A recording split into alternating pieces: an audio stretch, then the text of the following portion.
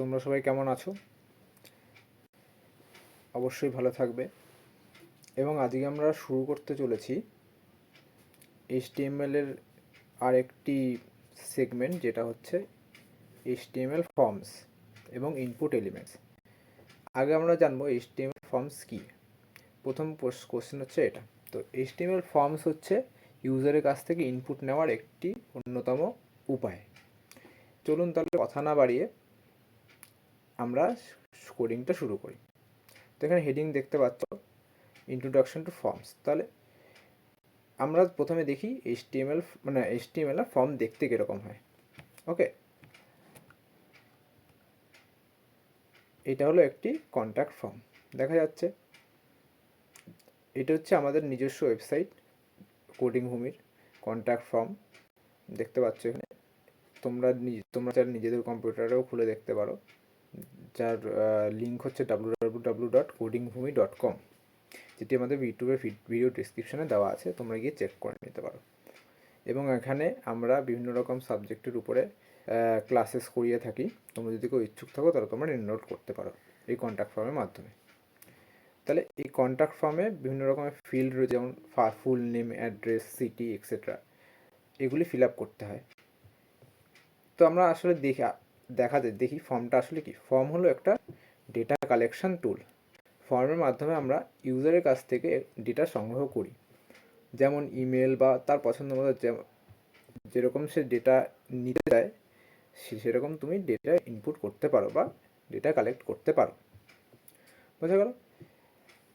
তাহলে এবার আমরা পরবর্তী যাই কিছু কমন ইনপুট এলিমেন্ট, যেটার মাধ্যমে আমরা ফর্মে ডেটা ইনপুট করতে পারি। তার প্রথমে আমরা এখানে দেখব, তারপরে আমরা বিভিন্ন কোডের সাথে রূপান্তর করব। বোঝা গেল? তো প্রথমটা হচ্ছে টেক্সট ফিল্ড।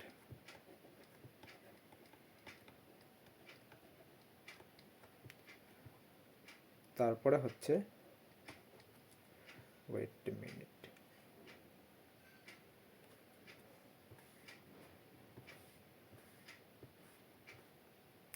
তারপর হচ্ছে চেকবক্স, তারপর হচ্ছে রেডিও বাটন, 4 নম্বর হচ্ছে ড্রপ ডাউন। আরও বিভিন্ন রকম ইনপুট এলিমেন্টস রয়েছে, কিন্তু আজকে এখন আমরা দেখব এই চারটে: text field, checkbox, radio button এবং ড্রপ ডাউন। তো বিভিন্ন রকম এই সিনট্যাক্স রয়েছে। সিনট্যাক্স বলতে এটা আমরা কোডিংয়ে তখন বিভিন্ন রকম সিনট্যাক্স দেখে থাকি, যেমন আমরা HTML বয়লারপ্লেট দেখেছি কী করে সেগুলো বিভিন্ন সিনট্যাক্স থাকে। তো এরও বিভিন্ন রকমের সিনট্যাক্স থাকে। ইনপুট টেক্সট ফিল্ডের কীরকম হয়, আমরা যেহেতু ইনপুট নিচ্ছি তাহলে আমরা শুরু করবো হচ্ছে ইনপুট দিয়ে, যেহেতু এগুলো একটা ইনপুট এলিমেন্টস। তাহলে ইনপুট লিখলাম। এবার টাইপ টেক্সট ফিল্ড হলে টাইপ হবে হচ্ছে টেক্সট। ওকে, দেন ক্লোজ, শেষ। তারপরে চেকবক্স হলে এটা একটা ইনপুট, তাহলে আমরা শুরু করব ইনপুট দিয়ে। ইনপুট টাইপ দেব কি, তাহলে চেকবক্স, আর ইকুয়াল টু চেকবক্স দেবো, শেষ করব। এখানে এটা হবে না, ইরেজার নেই।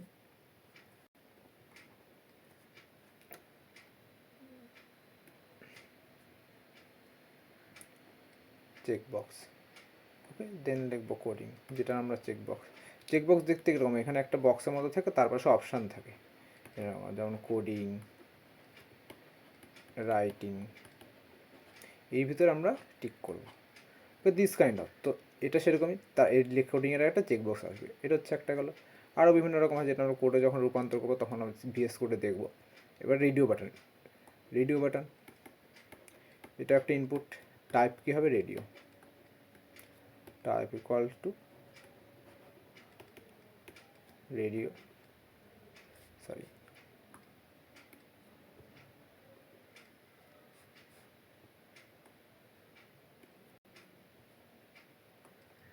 Radio name. এখানে একটা স্পেশাল ফিল্ড থাকবে, যেটা হচ্ছে নেম, কিসের আন্ডারে হবে, জেন্ডার দিয়ে মেল। এবার আর তারপরে আর এই রেডিও এবং চেকবক্স এই দুটোর মধ্যে একটা ডিফারেন্স আছে, সেটা আমরা আসছি, ড্রপডাউনটা দেখিনি। তারপরে ড্রপডাউন করতে গেলে শুধুমাত্র সিলেক্ট টিপলে সিলেক্ট করলেই আমাদের ড্রপডাউনটা হয়ে যাবে, বোঝা গেল। কম জায়গায় অনেক অপশান দেওয়ার জন্য, মানে ড্রপডাউন কীরকম থাকে যে একটা লিস্টে একটা জায়গায় ক্লিক করবো, সেখান থেকে অনেকগুলো এরকম অপশান বেরোবে, যার মধ্যে যে কোনো একটা চুজ করবো আমরা, বোঝা গেলো। এইবার আমরা আসি হচ্ছে চেকবক্স আর রেডিও বাটন, এই দুটোর মধ্যে তফাৎ কি। চেকবক্স আর রেডিও বাটনের এই দুটোর মধ্যে ডিফারেন্স হচ্ছে, চেকবক্সে আমরা মাল্টিপল অপশন সিলেক্ট করতে পারবো, ওকে। আর রেডিও বাটন হচ্ছে যে কোনো একটা অপশান, যেমন অনেক সময় থাকে না বিভিন্ন রকম ফর্মে যে জেন্ডার চায়, মেল অর ফিমেল। এবার একটা মানুষ মেল ও ফিমেল একই সময় হতে পারে না, সে অবশ্যই মেল অথবা ফিমেল হবে। তো এখানে আমরা ক্লিক করবো হচ্ছে যে মেল হলে মেল, ফিমেল হলে ফিমেল, একসাথে কোনো সময় দুটো হবে না, সেই ক্ষেত্রে আমরা রেডিও বাটন ইউজ করে থাকি, বোঝা গেল। তো এটা হচ্ছে আমাদের কমন ইনপুট এলিমেন্টস। এবার আমরা এটাকে ভিএস কোডে দেখব। আমরা এবার ভিএস কোডে চলে এসেছি। এবার ভিএস কোডে আমরা সেটার অ্যাপ্লিকেশান দেখব। আমরা এখানে আগে থেকে HTML বয়লারপ্লেট এনে নিয়ে রেখেছি, এবার আমরা এখানে তার দেখব। তাহলে প্রথমে আমরা টেক্সট ফিল্ড দেখব, input type equal to text করলাম। এবার আমরা এখানে এটাকে ক্লোজ করব, বুঝা গেল। এই দেখো তোমরা এখানে সাইডে দেখতে পারবে, এখানে একটা টেক্সট বক্স চলে এসছে, বুঝা গেল। এখানে টেক্সট বক্স চলে এসছে। এবার এখানে তুমি যদি কিছু লেখো তাহলে সেটা সাইডে দেখাবে। যে আমি আগে দিচ্ছি ইয়োর নেম, ঠিক আছে, ইয়োর নেম বলে এখানে একটা টেক্সট বক্স চলে এসছে। এবার এখানে তুমি যা খুশি লিখতে পারো, এটা একটা টেক্সট বক্স। তারপর সেকেন্ডটা আমাদের কী ছিল, চেকবক্সের ক্ষেত্রে কী হবে, সেম জিনিসই হবে, এডুকেশন কোয়ালিফিকেশান লিখি, এডুকেশান কোয়ালিফিকেশান লিখলাম। এবার এখানে আমরা একটা করে সেম জিনিসই করব, এখানে কপি পেস্ট করলাম, খালি এখানে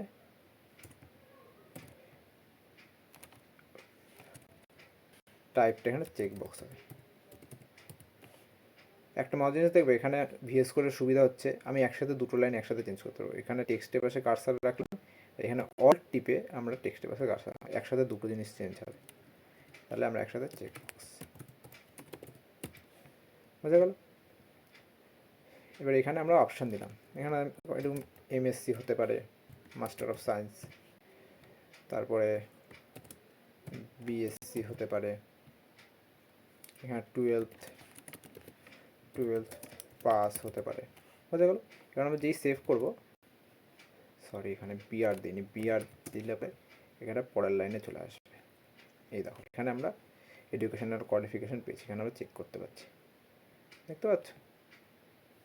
এখানে দেখো চেকবক্স কিন্তু সব কটা চেক করতে পারছি, বুঝা গেল। আর তারপরের অপশানটা কি ছিল, তারকে আমরা বিআর লাগিনি, না হলে সরি, হ্যাঁ। এবার আমাদের পরেরটা কি দেখবো, পরেরটা আমাদের রেডিও। তো রেডিও কি আছে, এখানে ধরো আমরা জেন্ডার লিখলাম, যে উদাহরণটা আমরা দিচ্ছিলাম জেন্ডার লিখলাম। এবার এখানে হবে ইনপুট টাইপ ইকুয়াল টু কী হবে, রেডিও হবে। আর এখানে হবে হচ্ছে নেম, কিসের আন্ডারে, তার আমরা এখানে জেন্ডার লিখতে, তাহলে জেন্ডার। আর এখানে হচ্ছে তারপরে কি দেবো, মেল, ওকে। দেন আরেকটা হবে ইনপুট টাইপ কি হবে, রেডিও, নেম জেন্ডার, আর হচ্ছে ফিমেল, বুঝা গেল। এবার এখানে আমরা বিআর লিখব, বুঝা গেল। এখানে দেখো অলরেডি আমি সেভ করেছি, হ্যাঁ দেখো আমি এই দেখো এখানে যে মেল হবে, না হলে ফিমেল হবে, একসাথে দেখো দুটো কোনো সময় একসাথে হবে না, মেল অথবা ফিমেল। আর কিন্তু এডুকেশন কোয়ালিফিকেশানের ক্ষেত্রে 12 পাস, বোঝা গেল। যে কোনো এক, এখানে সবকটাই সিলেক্ট করতে হবে, কিন্তু এখানে যে কোনো একটা, মেল আর ফিমেল। বোঝা গেল? এবার আমরা আসবো পরেরটায়, যেটা হচ্ছে labels and place holder accessibility. Labels বলতে এই যে আমরা এখানে ইয়োর নেম এখানে লিখেছি, এবার ধরো আমি এখানে ইয়োর নেম লিখলাম না, খালি লিখলাম নেম। এবার তুমি বুঝবি কি না তোমার নামই চেয়েছে, না তোমার বাবার নাম চেয়েছে, না তোমার মার নাম চেয়েছে, সেটা কী করে হবে? সেটা আমরা এখানে ভিতরে যদি একটা লেবেল দেওয়া থাকতো যে ইয়োর নেম হবে বা তোমার নাম লেখো, সেইটা এখানে কী করে হবে? সেই ক্ষেত্রে আমরা লেবেল ইউজ করতে পারি। তো লেবেল আমরা কী করে ইউজ করি? এরকম করে খালি এর আগে, নেমের আগে লেবেল ফর নেম, এইখানে লিখবো হচ্ছে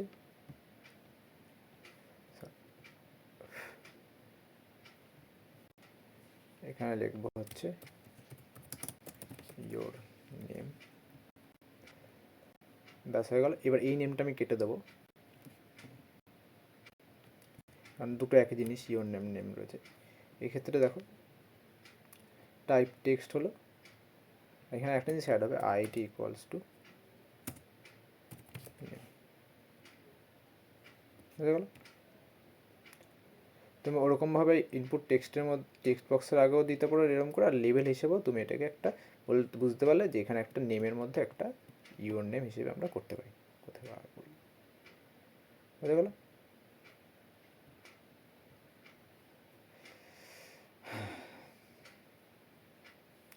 আর প্লেস হোল্ডার কি?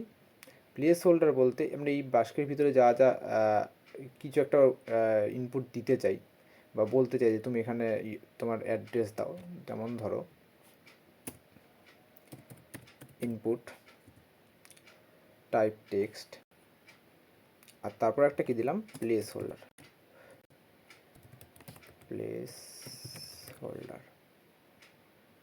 ইকুয়ালস টু দিলাম enter your address. Okay, save করলাম। এই দেখো, তার আগে খালি আবার একটা লেবেল লাগিয়ে দিই, label control C control V, sorry হয়নি, কন্ট্রোল সি, এখানে খালি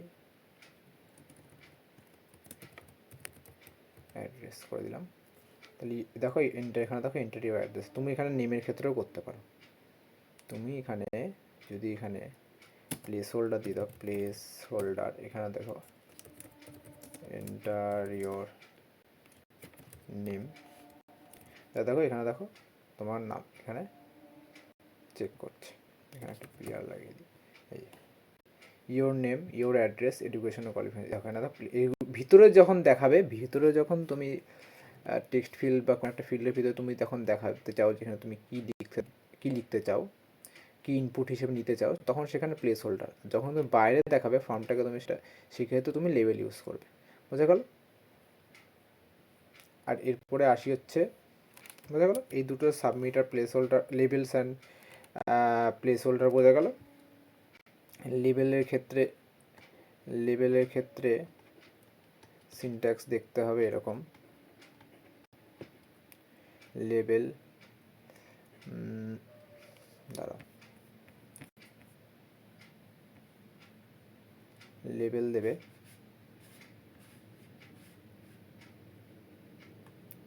for equal to name, your name। Label যেহেতু ক্লোজ করতেই হবে, এটা সেলফ ক্লোজিং না। আর এখানে পাচ্ছি input type equal to text, যেহেতু টেক্সট বক্স, আর আইডি ইকুয়ালস টু নেম, বোঝা গেল। আর প্লেস হোল্ডার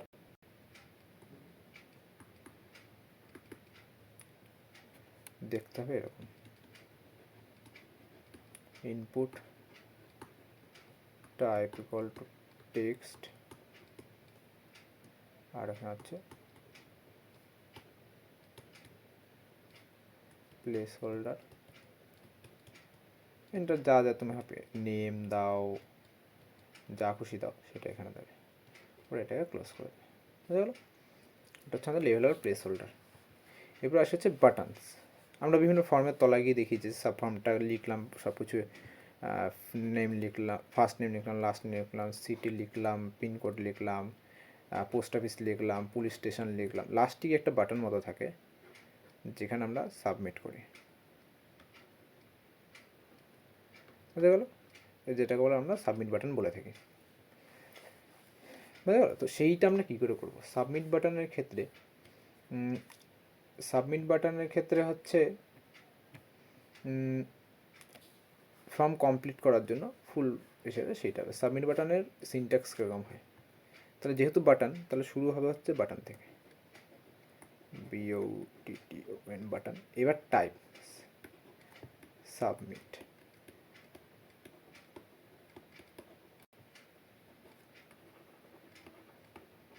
সাবমিট, এখানে বাটন ক্লোজ, বুঝা গেল।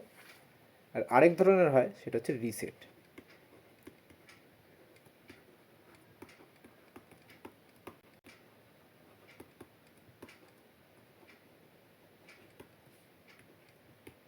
এটা সেম। এবার দুটোর মধ্যে বাটন, দুটোই তো বাটন, একটা হচ্ছে সাবমিট আর একটা রিসেট। তো ফর্ম কমপ্লিট করার পর ডেটা সাবমিট করতে আমাদের হেল্প করা হচ্ছে সাবমিট বাটন। আর যদি ইউজার সব কিছু ক্লিয়ার করতে চায়, যা যা সে ইনপুট দিয়েছে ফর্মটাকে যদি প্রথম থেকে আবার ক্লিয়ার হিসেবে চায়, তাহলে ক্লিয়ার করতে আমরা রিসেট বাটন ইউজ করে থাকি। তাহলে চলো দেখা যাক, এটা আমরা অ্যাপ্লাই করি আমাদের কোডে। এখানে দেখি, তাহলে লিখব হচ্ছে বাটন টাইপ সাবমিট, ওকে, তারপর লিখব যে সাবমিট, হয়ে গেল। আরেকটা বাটন দেখব, টাইপ রিসেট, এটাকে আমরা নাম দিলাম রিসেট, হয়ে গেল। দেখো এখানে দুটো বাটন চলে এসছে। এখানে তোমার নাম লিখলাম, আমার নাম যে কোনো একটা কিছু লিখলাম, তারপরে হচ্ছে এখানে চেক করলাম, এখানে মেল যে কোনো, এখানে সাবমিট করলে সাবমিট বাটন হবে, কিন্তু এখন ক্রিয়েট হবে না, এখন কোনো অ্যাকশন দেওয়া নেই, অ্যাকশন না হলে সাবমিট কোনো। আর রিসেট টিপলে পরে রিসেট এই দুটো বাটন এখন কাজ করবে না, যেহেতু এটা কোনো অ্যাকশন দেওয়া নেই, সেই জন্য, বুঝা গেল। তো এরকম আমরা সাবমিট বাটন আর রিসেট বাটন ইউজ করে থাকি। এরপর হচ্ছে বিভিন্ন রকম হচ্ছে ভ্যালিডেশন। যেমন ধরো এই যে তোমার নামের এখানে নাম্বার সব কিছু ইনপুট করা যাচ্ছে, অ্যাড্রেসের ক্ষেত্রেও আমরা অ্যাড্রেসের নাম্বার থাকে, অনেক সময় গেমিংয়ের ক্ষেত্রে যারা গেম খেলে থাকবে তারা এখানে গেমের মধ্যে গেমের নামের মধ্যেও তোমরা নাম্বার ইউজ করে থাকো। কিন্তু আমরা যে ইমেল অ্যাড্রেস ইউজ করি সেখানে কি আমরা ইমেলের একটা নির্দিষ্ট স্ট্রাকচার আছে। প্রথমে হচ্ছে যেটা আমরা দেখি সাবমিট বাটন রিসেট বাটন হলে, এবার বেশিটা হচ্ছে validation, form validation. Form validation বলতে আমরা যেরকম ইমেল ইউজ করে থাকি, ইমেল বা জিমেল যাই হোক, বুঝতে পারো। তো একটা নির্দিষ্ট স্ট্রাকচার থাকে, প্রথমে থাকে কি নাম্বার আর হচ্ছে ক্যারেক্টার থাকে, দুটো মিলিমিশে থাকে ক্যারেক্টার প্লাস নাম্বার। তারপরে কি থাকে একটা অ্যাড্রেস, তারপরে থাকে gmail.com or any kind of yahoo.com, এরকম কিছু থাকে। তো এটা একটা স্ট্রাকচার। কিন্তু এবার তুমি ফর্মেট দেখতে পেলে টেক্সট ফিল্ড যখনই দিলে বা টাইপিক্যাল টেক্সট যখনই করলে সেখানে নাম্বার ইনপুট হচ্ছে, সেখানে টেক্সটও ইনপুট হচ্ছে। কিন্তু ইমেলের ক্ষেত্রে তো সেরকম করলে হবে না। তো সেক্ষেত্রে আমাদের ফর্ম ভ্যালিডেশনের প্রবলেম হয়ে যাবে, যখন সে যে ডেভেলপার বা যে উপাস থেকে তোমাদের ইনপুট দেখছে, তোমাদের সাথে কন্ট্যাক্ট করার চেষ্টা করবে, তখন যদি এরকম জিমেল বা ইমেলের প্রবলেম হয়ে যায়, নির্দিষ্ট সিকোয়েন্সে না থাকে তাহলে সে তোমাকে কন্ট্যাক্ট করবে কী করে? সেক্ষেত্রে ফর্ম ভ্যালিডেশনটা খুবই ইম্পর্টেন্ট। তো সেক্ষেত্রে আমরা এরকম করে লিখতে পারি ইনপুট, এটা হচ্ছে ইমেলের ক্ষেত্রে, টাইপ ইমেল রিকোয়ার্ড। এই রিকোয়ার্ড কিওয়ার্ডের কী কাজ? রিকোয়ার্ড কিওয়ার্ডের কাজ হচ্ছে এটা তোমাকে ফিল করতেই হবে। অনেক সময় ফর্মে থাকে না এরকম স্টার দেওয়া, তোমাকে এই ফিল্ডটা তোমাকে ভরতেই হবে, সেরকম হচ্ছে এই সেই কিওয়ার্ডের আর এই কেটার কাজ সেম। রিকোয়ার্ড মানে হচ্ছে তোমাকে এই ফিল্ডটা তোমাকে ফিল আপ করতেই হবে, বুঝতে গেল? আরেকটা হচ্ছে প্যাটার্ন ম্যাচিং।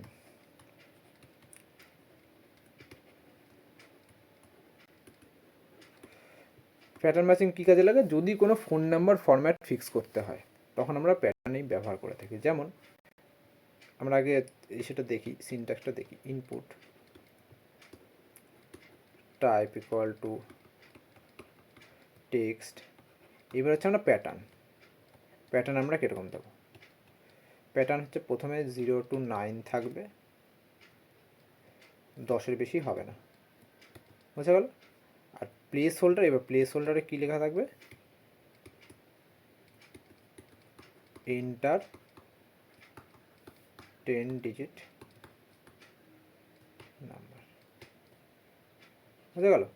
তাহলে অনেক সময় আমাদের কোড নাম্বার যেরকম থাকে +91 দিয়ে তারপরে 6, 7, 8, 9 এরকম করে 10টা নাম্বার থাকে। তো সেই ক্ষেত্রে আমাদের টোটাল কত হয়ে গেলো? 12টা নাম্বার হয়ে গেল। আমাদের লাস্ট 10টা নাম্বার আছে। সেই ক্ষেত্রে আমরা একটা প্যাটার্ন ফিক্স করে দিলাম, যেমন 0 to 9 10টা নাম্বারই লাগবে, এর বেশি হবে না, বুঝা গেলো? সেক্ষেত্রে আমরা প্যাটার্নের ব্যাপারটা করে থাকি। তাহলে এটা আমরা একটা অ্যাকশানে দেখি, কোডে দেখি।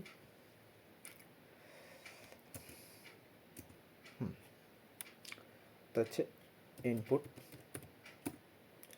টাইপ ইকুয়াল টু, এবার আমরা ইমেলটা দেবো, ইমেল রিকোয়ার্ড, আর এর একটা লেবেল দেবো, লেবেল ফর ইমেল। এখানে হচ্ছে ইয়োর ইমেল। প্লেস হোল্ডার চাইলে দিতে পারো, না চাইলে না দিতে পারো। এখানে তাহলে প্লেস হোল্ডার করে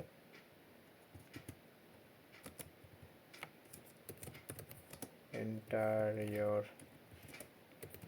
ইমেল আইডি, বুঝে গেল?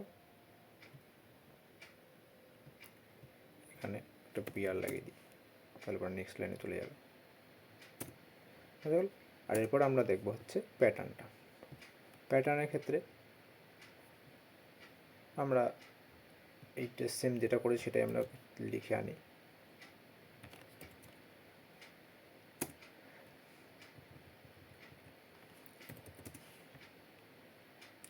খালি তার একটা লেবেল লাগিয়ে দিই যে enter your phone number,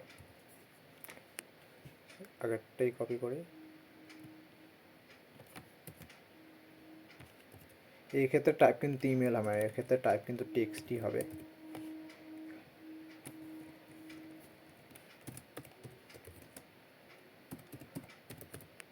phone number, বুঝতে গেল?